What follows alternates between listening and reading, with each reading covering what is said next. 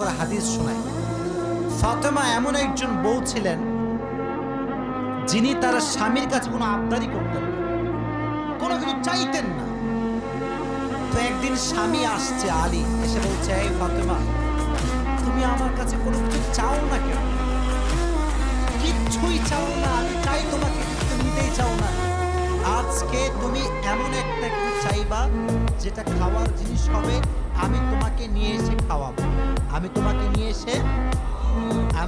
নিয়ে এসে। তো ফাতেমা বলছেন, না দরকার নেই। কি দরকার? থাক না, কোনো প্রয়োজন নেই। তো আলী আজকে নাফরমান, না আমি খাওয়াই ছাড়বো আজকে, বলো কি খাওয়া। তো চাওয়ার একটা লিমিটেশন আছে। উনি বললেন, আমার কিচ্ছু লাগবে না, কিছু লাগবে না, জাস্ট বাজার থেকে একটা আনার নিয়ে আসবেন। কি নিয়ে আসবেন? তো আলী রাদিয়াল্লাহু তাআলা আনহু বলছে, ঠিক আছে যাও, আমি যাচ্ছি।